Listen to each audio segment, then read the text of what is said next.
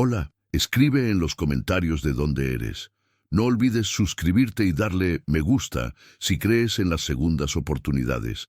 Yo ya no estoy segura de creer en ellas, pero esta es mi historia. Disfruta escuchando. Todo se derrumbó un martes. Imaginen la escena, yo con 8 meses de embarazo, parada en la acera, viendo cómo un cerrajero cambiaba la cerradura del apartamento que había sido mi hogar. Mi ex, Diego, cumplía su promesa. Si me dejas, te arrepentirás, me había dicho. Y yo, ingenua, pensé que eran solo palabras, pero allí estaba, con una maleta y $7 en el bolsillo, sola y embarazada. Mientras caminaba sin rumbo, las últimas palabras de Diego resonaban en mi cabeza como un acertijo cruel. Antes de irse, me había mirado con una sonrisa torcida y me había dicho: si de verdad estás tan desesperada, busca a Rodrigo Navarro, el dueño de la Torre Navarro. Dile que llevas el legado de Serrano. Él sabrá qué hacer. Rodrigo Navarro, el multimillonario tecnológico. ¿Y quién diablos era Serrano? No tenía sentido, pero la desesperación te hace hacer locuras. Así que caminé hasta el distrito financiero, hasta ese rascacielos de cristal que apuñalaba el cielo. Me paré frente a él, sintiéndome más pequeña e invisible que nunca. No iba a suplicar, pero no sabía qué más hacer. Iba a decirle al guardia de seguridad que tenía un mensaje para el señor Navarro, aunque me tomaran por loca. Pero no tuve que hacerlo. Como si fuera una escena de una película, un Mercedes negro se detuvo justo a mi lado. La ventanilla trasera bajó, y allí estaba él, Rodrigo Navarro. Lo reconocí de las revistas. Un hombre de unos 30 y tantos, guapo de una manera fría y controlada, con ojos color miel que parecían verlo todo. Me miró a mí, a mi vientre, a mi maleta. ¿Se encuentra bien, señorita?, preguntó. Su voz era más suave de lo que esperaba.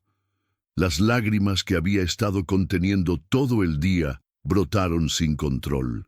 No estoy bien, sollocé. Estoy sola y embarazada y no tengo a dónde ir.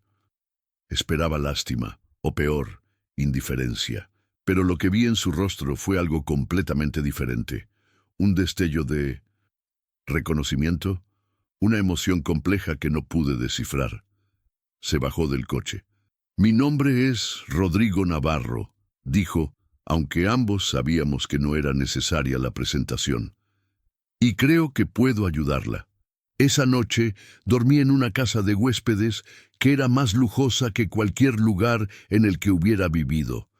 Rodrigo me ofreció un trabajo catalogando la biblioteca de su difunta esposa y un refugio hasta que naciera el bebé. Parecía un milagro, un acto de bondad de un extraño conmovido por mi situación. Pero mientras me instalaba esa primera noche, no podía quitarme de la cabeza la mirada que me había echado. No era la mirada de un buen samaritano. Era la mirada de un jugador de ajedrez que acaba de ver a la pieza más importante del tablero caer inesperadamente en sus manos. Yo no era una desconocida para él. Él sabía exactamente quién era yo, o más bien, sabía qué llevaba en mi vientre. Su amabilidad no era caridad, era una estrategia, y yo, sin saberlo, acababa de entrar voluntariamente en la jaula de oro más hermosa y peligrosa que jamás se había construido. Mi hijo no era solo mi hijo, era un legado, y yo estaba en el centro de una guerra silenciosa por él que había comenzado mucho antes de que yo naciera. Mi nueva vida en la finca Navarro era una contradicción. Por fuera era un paraíso, jardines perfectos, silencio, comida caliente y una cama segura. Mis hijos nacerían en un mundo de privilegios que yo nunca podría haberle dado. Pero por dentro me sentía como una prisionera muy bien cuidada. Rodrigo era la encarnación de la amabilidad. Me contaba historias sobre su difunta esposa, Marina, una artista que según él había llenado la casa de luz. Me mostraba sus cuadros, me hablaba de su risa. Tú me la recuerdas. me dijo una noche. Tienes su misma fuerza, su misma resiliencia. Estaba tejiendo una red de confianza a mi alrededor, y una parte de mí, la parte solitaria y asustada, quería desesperadamente creer en ella. Pero la otra parte, la que había sobrevivido a Diego, estaba alerta, y notaba las grietas en su fachada. La primera fue Carmen, su asistente personal, una mujer de unos 50 años, eficiente y fría como el acero. Me trataba con una profesionalidad impecable, pero sus ojos me analizaban constantemente, no con la curiosidad de una empleada, sino con la intensidad de un guardia. Me di cuenta de que informaba a Rodrigo de cada uno de mis movimientos, de cada llamada que hacía. Luego estaba la casa misma. Era un museo, no un hogar. Todo era perfecto, impersonal, excepto un ala entera de la mansión. El ala este estaba completamente cerrada. El estudio de Marina, me explicó Rodrigo con una tristeza bien ensayada. No he tenido el corazón para entrar allí desde que murió. Demasiados recuerdos. La excusa era perfecta, pero la cerradura de la puerta era un sistema de seguridad biométrico de última generación. No se cierra un santuario de recuerdos con esa tecnología. Se cierra una bóveda. Mi única conexión con el mundo exterior era un portátil que Rodrigo me había proporcionado. Empecé mi búsqueda. Serrano, la palabra que Diego me había lanzado como un salvavidas o una maldición. Al principio no encontré nada, ninguna conexión pública entre Navarro Tech y alguien llamado Serrano. Rodrigo, cuando le pregunté casualmente, frunció el ceño y dijo que el nombre no le sonaba. Mentira. Una noche, buscando en los archivos digitales de la biblioteca que se suponía que debía catalogar, encontré una vieja fotografía digital mal archivada. Era de principios de los 2000. Mostraba a un Rodrigo más joven y a otro hombre, ambos sonrientes, con los brazos sobre los hombros, en lo que parecía un garaje lleno de ordenadores. Parecían amigos, hermanos. En el reverso digital de la imagen, una inscripción. Rodri y Miguel, 2002, conquistando el mundo. Miguel. ¿Miguel Serrano? Al día siguiente dejé la foto sobre mi escritorio, visible. Carmen entró con mi almuerzo. Vio la foto. Por una fracción de segundo, su máscara de profesionalidad se resquebrajó. Vi sorpresa y luego miedo. La recuperó en un instante. ¿De dónde has sacado esto?, preguntó, su voz tensa. Estaba en los archivos, respondí con calma. Parecían buenos amigos. Carmen no dijo nada. Simplemente se fue, pero olvidó algo sobre la impresora. Un documento. No creo que fuera un accidente. Era una sola página de un acuerdo legal de 2004, casi completamente tachada con un rotulador negro. Pero una frase era legible. Acuerdo de liquidación final entre Navarro Tech y los herederos de M. Serrano. Los herederos. Plural. Miguel Serrano no solo había existido, había tenido una familia y había tenido un conflicto con la empresa que Rodrigo ahora negaba conocer. Carmen no me estaba vigilando, me estaba poniendo a prueba. El documento que Carmen dejó fue como una migaja de pan en un bosque oscuro. No era una respuesta, era una invitación a seguir buscando. Sabía que la clave de todo estaba en el ala este, en el supuesto santuario de Marina. Si Rodrigo mentía sobre Miguel Serrano, probablemente también mentía sobre por qué esa parte de la casa estaba sellada. Observé a Rodrigo durante días, estudiando sus rutinas, sus contraseñas. Noté un patrón, todas las claves importantes, su teléfono, su ordenador, la alarma principal, eran combinaciones de fechas, fechas significativas para él y Marina. El día que se conocieron, el aniversario de su boda. La fecha de su muerte. Era un hombre sentimental, o al menos cultivaba esa apariencia. Una noche, cuando Rodrigo salió a una cena de negocios, supe que era mi oportunidad. Fui a la puerta del ala este. El panel biométrico también pedía un código numérico. Probé las fechas obvias, aniversario, nada. Muerte de Marina, nada. Entonces se me ocurrió algo. ¿Y si la clave no era una fecha feliz? ¿Y si era la fecha que lo cambió todo? Recordé el documento de liquidación, 2004. ¿Qué había pasado ese año? Busqué en internet noticias antiguas sobre Navarro Tech y lo encontré. Un pequeño artículo sobre un escándalo de espionaje industrial. Un programador de Navarro Tech, Miguel Serrano, había sido acusado de vender el código fuente de su software estrella Prometheus a una empresa rival. Serrano desapareció del ojo público después de eso. La fecha del artículo, 24 de octubre de 2004. Volví a la puerta y tecleé los números. 10-24-2004. Un suave clic. La luz del panel se puso verde. La puerta se abrió. El estudio de Marina no era un estudio, era una oficina de investigación. Las paredes no estaban cubiertas de lienzos, sino de pizarras de corcho llenas de recortes de prensa, diagramas de conexiones y notas escritas a mano. Marina no había estado pintando. Había estado investigando a su propio marido. En el centro de la habitación, sobre un escritorio, había un portátil y un diario de cuero cerrado con una pequeña cerradura. Mi corazón latía con fuerza. Busqué por todas partes. En un cajón escondido bajo un fondo falso, encontré una pequeña llave. Encajaba en la cerradura del diario. Lo abrí. La caligrafía de Marina era elegante, pero las últimas entradas eran agitadas, casi febriles. Empecé a leer y sentí que el suelo desaparecía bajo mis pies. 15 de septiembre de 2004. He hablado con un antiguo empleado. Confirma mis sospechas. Rodrigo no creó Prometheus. Fue Miguel. Eran socios, mejores amigos. Rodrigo era el hombre de negocios. Miguel era el genio. El acuerdo original les daba el 50% a cada uno. 10 de octubre de 2004. Rodrigo me ha mentido. Dice que Miguel vendió la empresa y se fue. Pero he encontrado pruebas de transferencias de dinero. Rodrigo desvió fondos para que pareciera que Miguel estaba robando. Lo estaba incriminando. La última entrada era de una semana antes de su muerte, 2 de marzo de 2005. Estoy enferma. El tratamiento no funciona. No creo que sea una coincidencia. Rodrigo sabe que sé la verdad.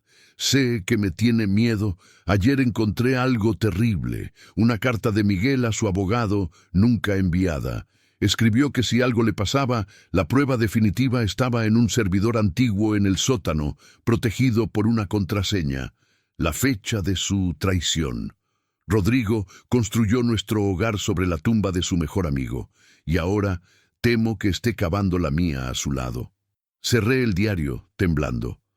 Rodrigo no era un viudo afligido, era un monstruo, y su esposa no había muerto de una enfermedad trágica. Probablemente había sido asesinada. Justo en ese momento, escuché el sonido del coche de Rodrigo en el camino de entrada. Había vuelto antes de lo esperado. No tenía tiempo de volver a poner todo en su sitio. Agarré el diario y la llave y busqué un lugar para esconderme. Me metí en un armario grande justo cuando oí sus pasos en el pasillo, acercándose a la puerta del estudio.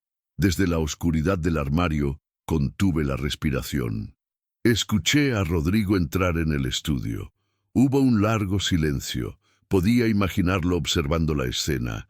El diario desaparecido, la silla fuera de lugar. Sabía que yo había estado allí.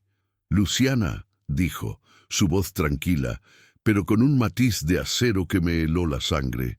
No estaba preguntando, estaba afirmando. «Sé que estás aquí, sal. ¿Podemos hablar de esto?»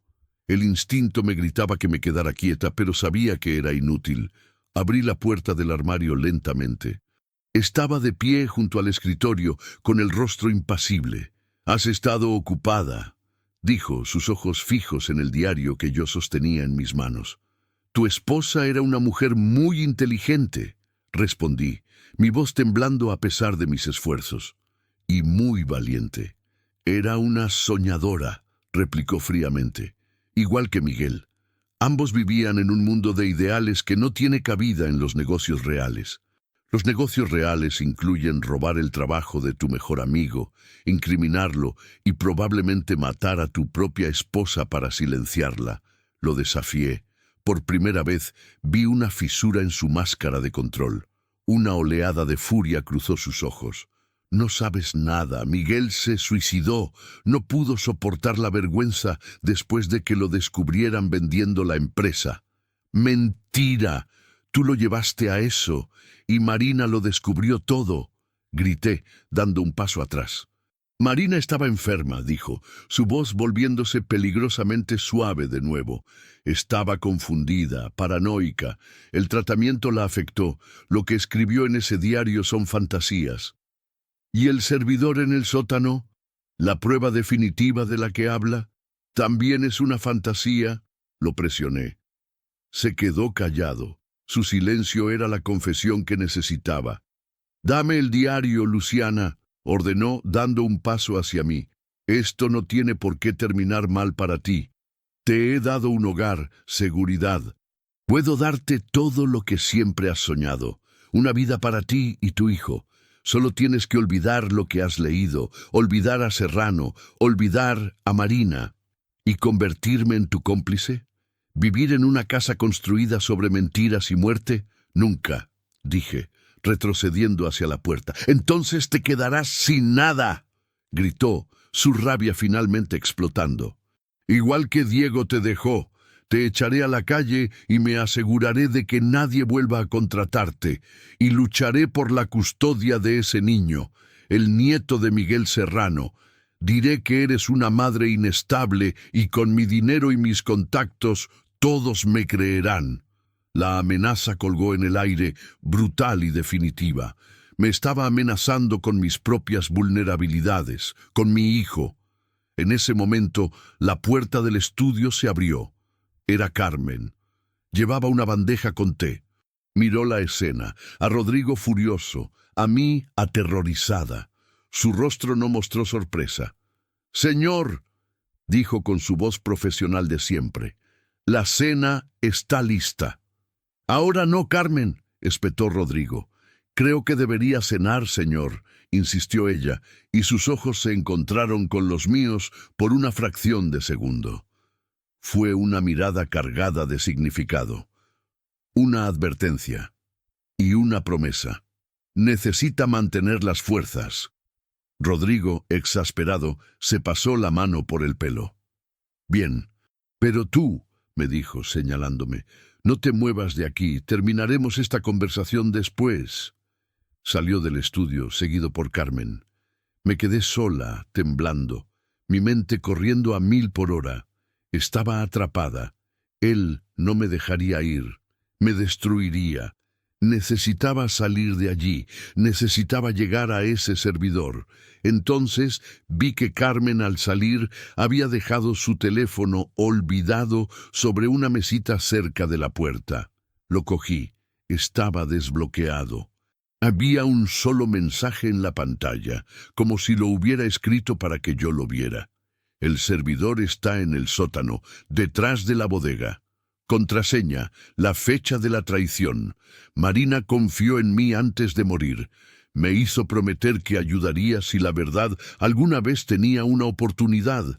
Esta es la oportunidad. Ahora corre». El mensaje de Carmen fue la chispa que encendió la pólvora. Ya no estaba sola.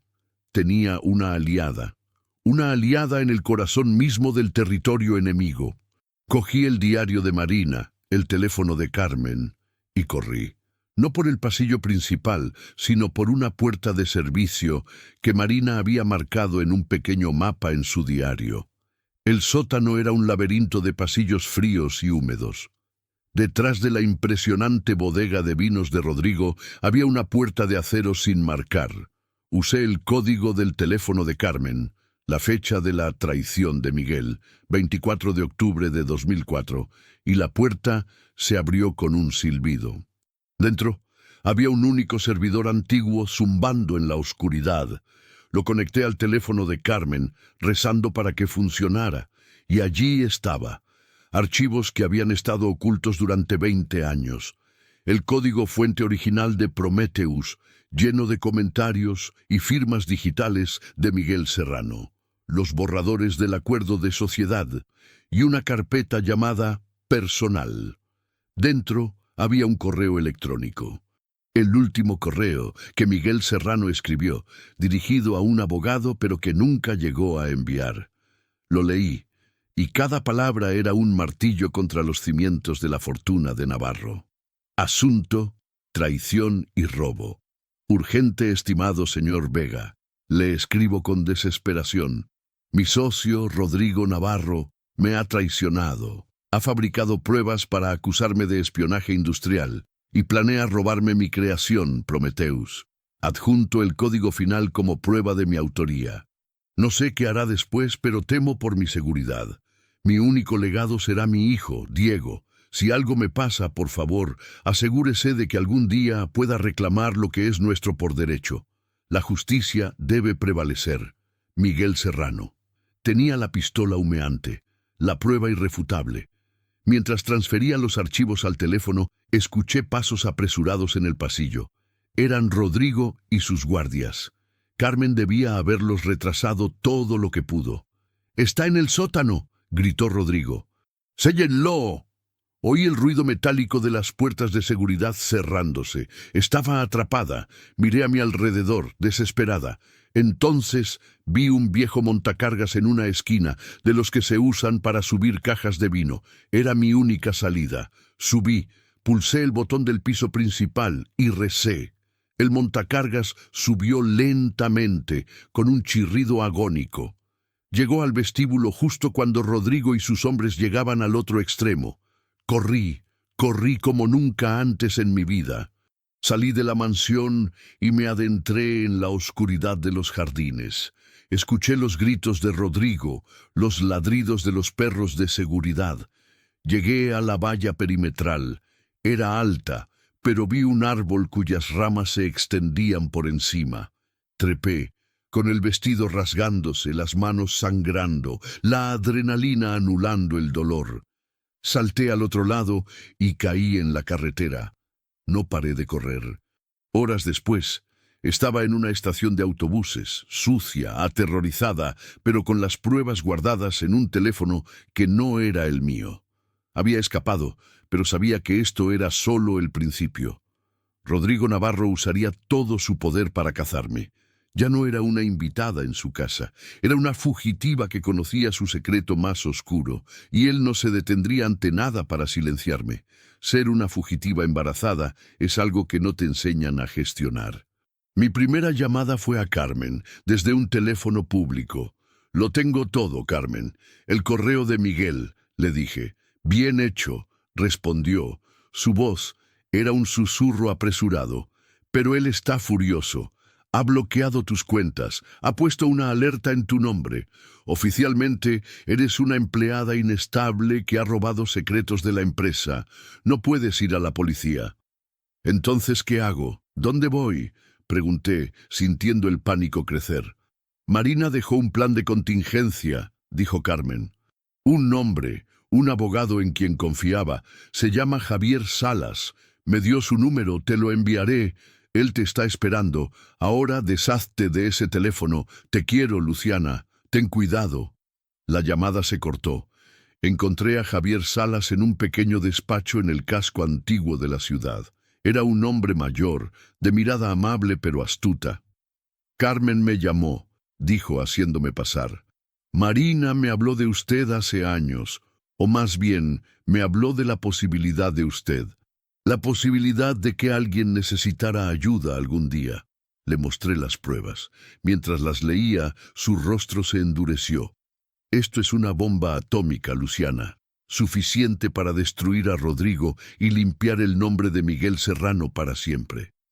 Pero Rodrigo ya ha empezado su campaña de desprestigio contra mí», le dije.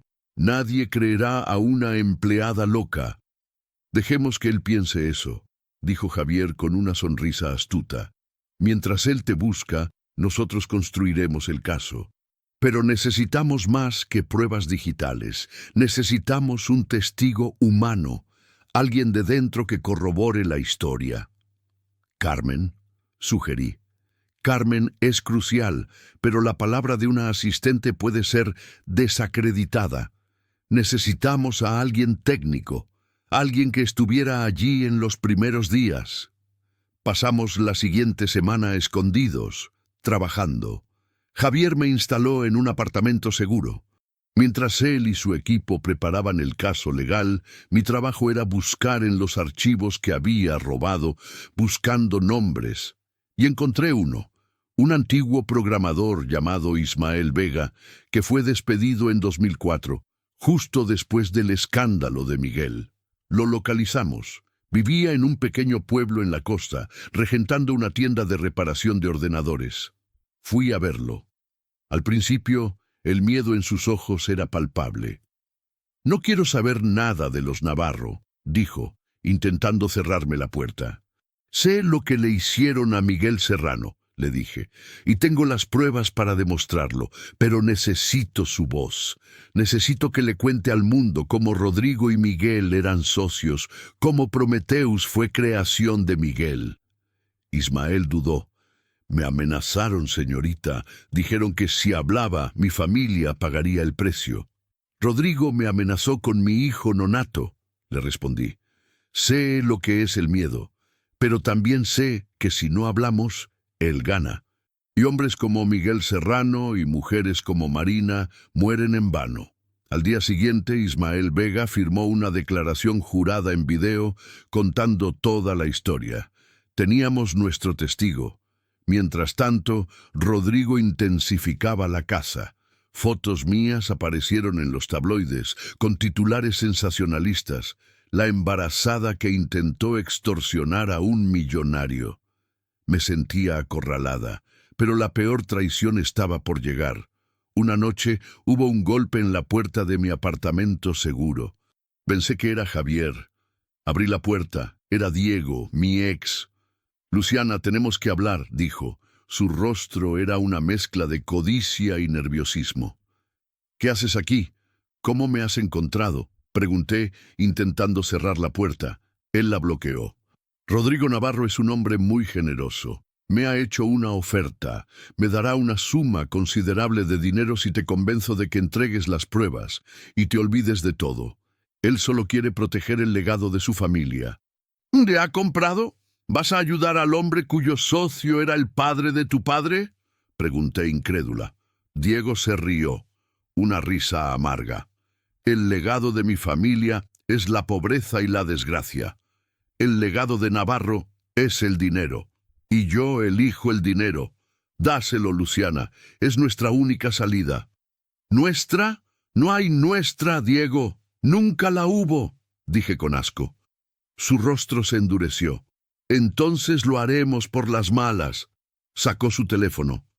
«Señor Navarro, la he encontrado. Estoy en la dirección que me dio». Había caído en su trampa. Diego no había venido a negociar. Había venido a entregarme.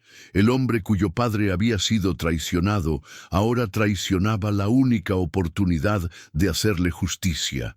La traición de Diego fue tan absoluta que por un momento me quedé paralizada, pero la adrenalina y la furia me sacudieron.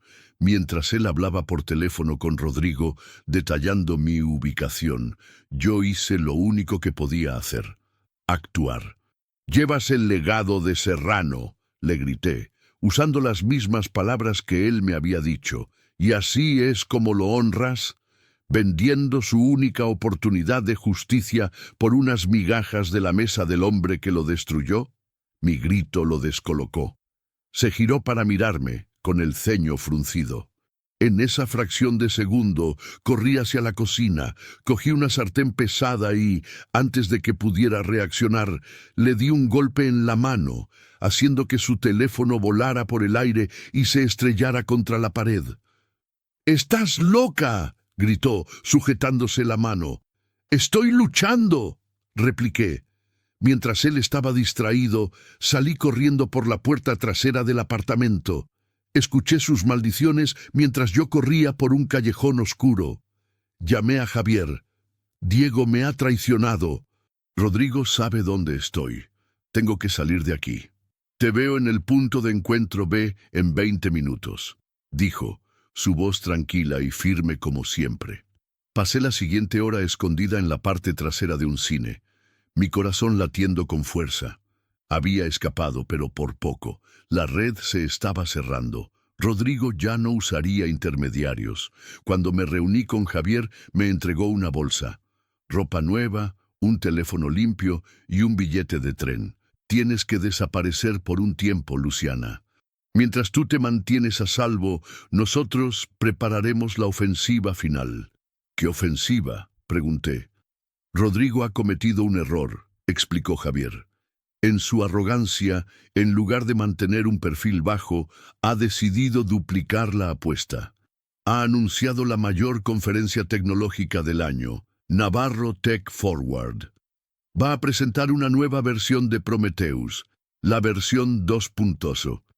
Quiere mostrar al mundo que él es el único visionario, el único creador.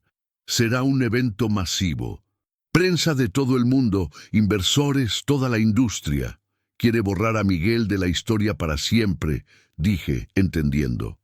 Exacto, asintió Javier. Y ese, mi querida Luciana, será su escenario de ejecución. Vamos a usar su propio evento, su propio foco de atención para exponer la verdad. Las siguientes semanas fueron las más intensas de mi vida. Me escondí en una pequeña casa rural en la costa, mientras Javier y su equipo legal trabajaban sin descanso. Preparamos un dossier digital que era una obra de arte forense. Unimos el código original de Miguel con la nueva versión de Prometheus, demostrando que el núcleo era idéntico, que el trabajo de Rodrigo era solo una capa superficial sobre una base robada. Añadimos las pruebas financieras, los correos, el diario de Marina y el testimonio en video de Ismael Vega. Pero la pieza central de nuestra presentación sería algo que encontramos en los archivos del servidor, un video. Un video personal de Miguel Serrano, grabado un día antes de su suicidio. En él, Miguel, con aspecto cansado pero decidido, miraba a la cámara. Me llamo Miguel Serrano y soy el creador de Prometheus. Mi socio, Rodrigo Navarro, me ha robado mi trabajo y mi vida, pero no podrá robar la verdad. Este código es mi legado y tengo un hijo, Diego. Espero que algún día el mundo sepa lo que pasó aquí. La innovación cinética es solo una forma sofisticada de barbarie. Era su testamento, su mensaje en una botella, y nosotros íbamos a asegurarnos de que el mundo entero lo recibiera. El día de la conferencia llegó. Javier me consiguió una acreditación de prensa bajo un nombre falso. Me teñí el pelo, me puse gafas y un traje soso.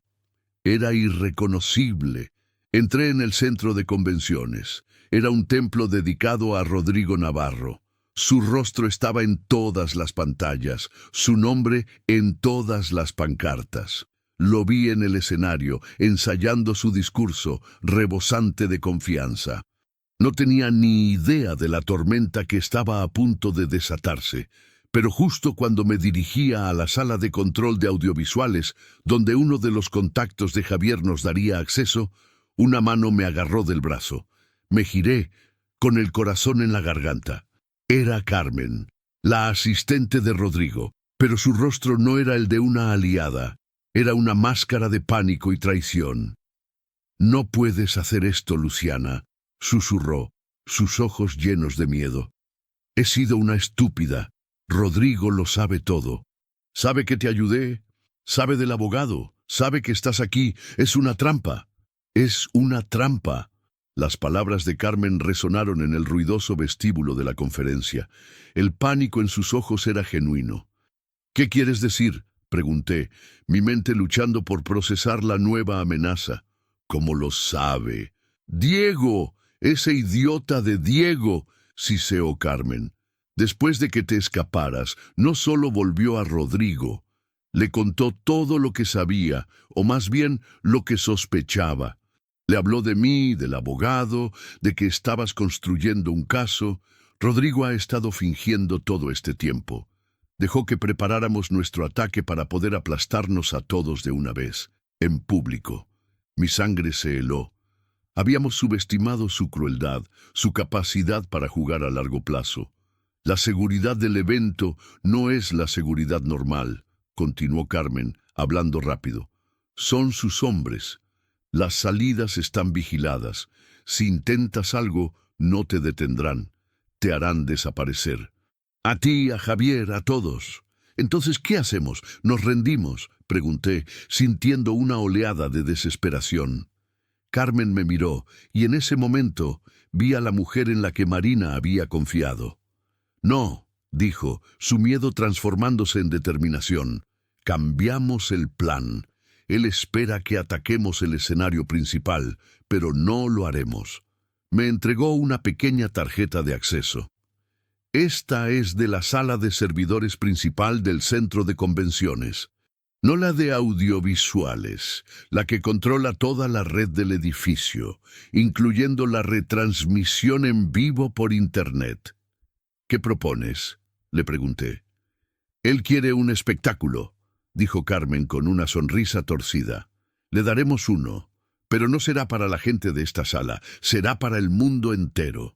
El nuevo plan era audaz e increíblemente arriesgado. En lugar de interrumpir el discurso de Rodrigo en la sala, íbamos a secuestrar la retransmisión online. Mientras él hablaba frente a su audiencia cautiva, el mundo exterior vería una historia muy diferente. Nos separamos. Carmen fue a crear una distracción, fingiendo un problema técnico en otro lugar para alejar a parte de la seguridad. Yo me dirigí a la sala de servidores. Dentro, el zumbido de los ordenadores era ensordecedor. Conecté un dispositivo que el equipo de Javier había preparado, un bypass de transmisión.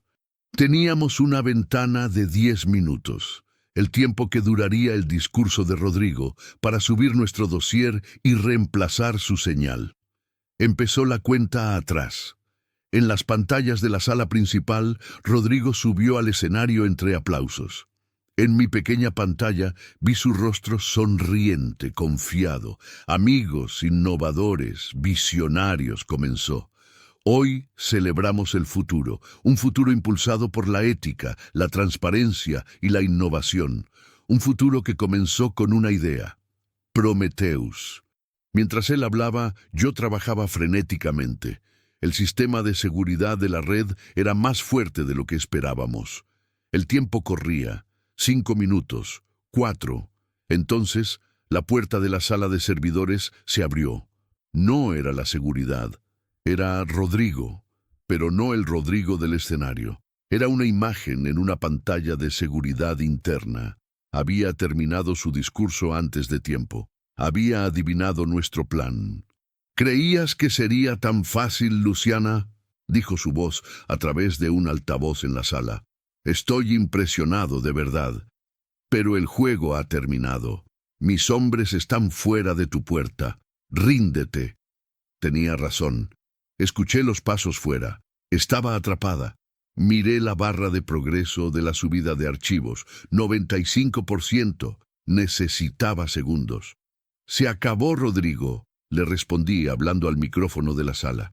Incluso si me detienes, las pruebas están ahí fuera. Javier las tiene. Los periodistas las tienen. Periodistas que pueden ser comprados, se rió. Pruebas que pueden ser desacreditadas, pero tú, mi querida Luciana, una vez que desaparezcas, tu historia desaparecerá contigo. 98%. La puerta empezó a ser forzada. Una última pregunta, Rodrigo, dije, mi voz sorprendentemente firme. Tu esposa, Marina, ella lo sabía, ¿verdad? Y por eso murió. Hubo un silencio. Y entonces, su voz, llena de un veneno que no había escuchado antes. Marina no entendió que el sacrificio es necesario para el progreso. Ella, como Miguel, era un ancla para mi visión. Tuve que cortar el ancla. Fue una reestructuración necesaria. Lo grabé. Había grabado su confesión. 100%. Transmisión en vivo, dijo una voz computerizada. La puerta se abrió de golpe. Sus hombres entraron, pero yo estaba sonriendo. «Es tarde, Rodrigo», dije. «El mundo entero acaba de escucharte, no a mí, a ti». La confesión de Rodrigo, tuve que cortar el ancla, se transmitió en vivo a miles de personas que seguían la conferencia online. Antes de que sus hombres pudieran desconectar nada, nuestro dossier completo, el video de Miguel, el diario de Marina, los documentos, el testimonio de Ismael, reemplazó la señal de la conferencia. El mundo ya no veía a un visionario tecnológico, veía a un asesino confeso. Los hombres de Rodrigo se detuvieron confundidos al escuchar la voz de su jefe admitiendo un crimen. En esa vacilación, Carmen apareció con 2 policías del centro de convenciones, los únicos que no estaban en la nómina de Rodrigo. «Estos son los hombres que intentan sabotear la red», dijo Carmen con calma, señalando a los matones de Rodrigo. Yo, mientras tanto, me deslicé por una puerta de servicio que ella me señaló. El caos que siguió fue total. En la sala principal, los teléfonos de los asistentes empezaron a sonar. La gente recibía mensajes, enlaces a la retransmisión pirata. Las pantallas de sus móviles mostraban la verdad, mientras el Rodrigo del escenario seguía sonriendo, ajeno a que su imperio se estaba derrumbando en tiempo real. Me reuní con Javier en un punto de encuentro preacordado. Vimos en una tablet cómo la noticia explotaba. Los blogs de tecnología, luego los principales medios de comunicación. El hashtag #BroomNavarroGate se hizo viral en minutos.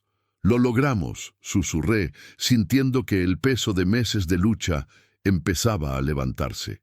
«Aún no», dijo Javier. «Rodrigo es una rata acorralada y son más peligrosas. No irá a la cárcel sin luchar». Tenía razón.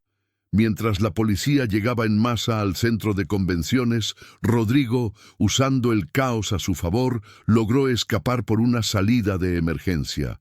Ahora era un fugitivo. Pero un fugitivo con miles de millones de dólares y contactos en todo el mundo. Los días siguientes fueron una vorágine. Yo me convertí en el rostro de la historia. Di entrevistas, conté la verdad de Miguel, de Marina. El mundo me vio no como una extorsionadora, sino como una vengadora. La junta directiva de Navarro Tech suspendió a Rodrigo, pero sus leales en la empresa iniciaron una guerra interna, intentando desacreditar las pruebas.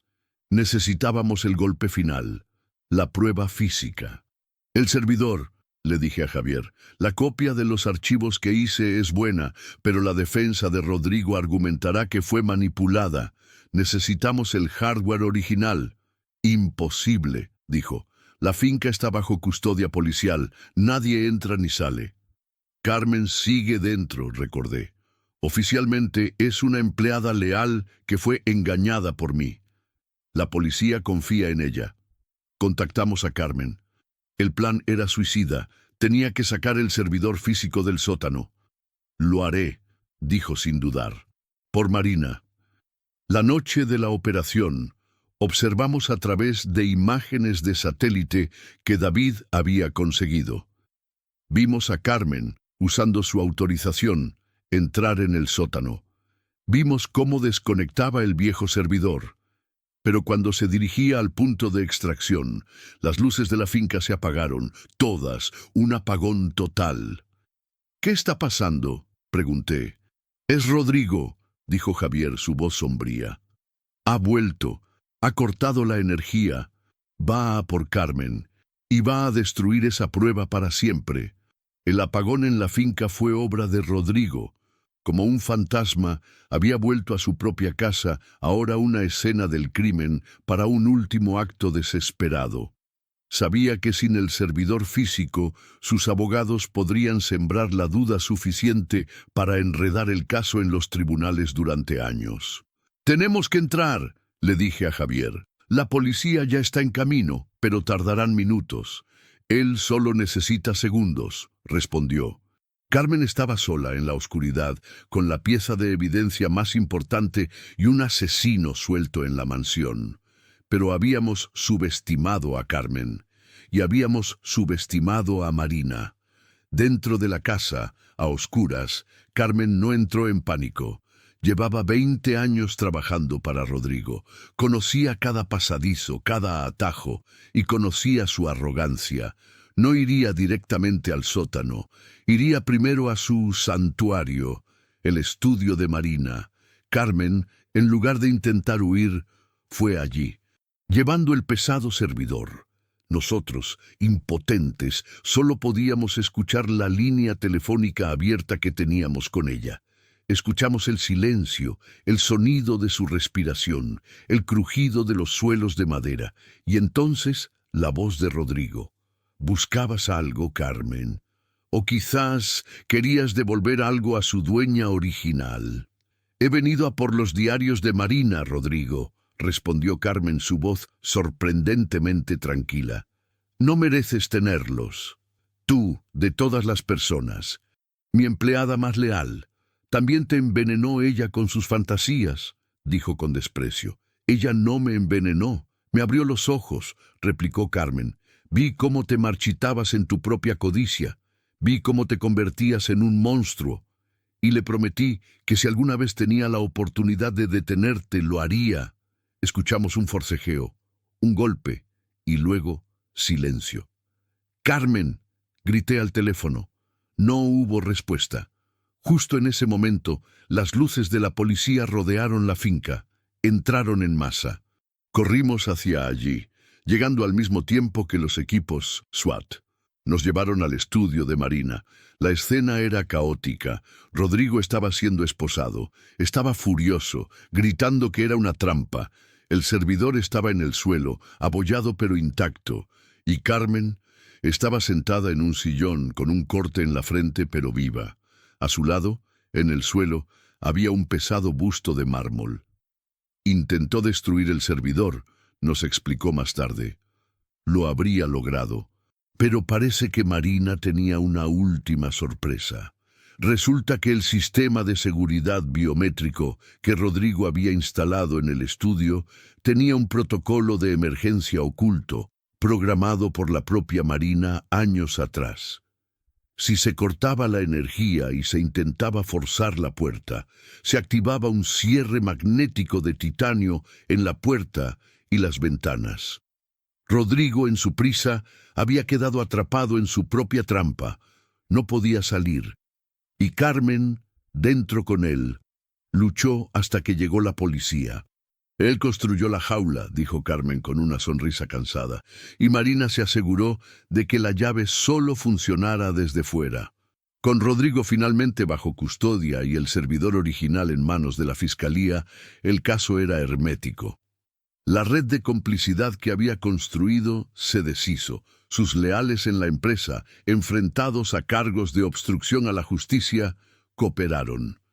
El juicio fue el espectáculo mediático del año. El video de Miguel, el diario de Marina, mi testimonio, el de Ismael y finalmente el de Carmen. La defensa de Rodrigo se derrumbó. Fue declarado culpable. Culpable de fraude, de conspiración y finalmente de la muerte de Miguel Serrano y Marina Navarro. El día de la sentencia yo estaba allí. Cuando el juez dictó cadena perpetua, él me miró. No había ira en sus ojos, solo un vacío absoluto. El hombre que lo había querido todo, ahora no tenía nada. La justicia poética fue completa.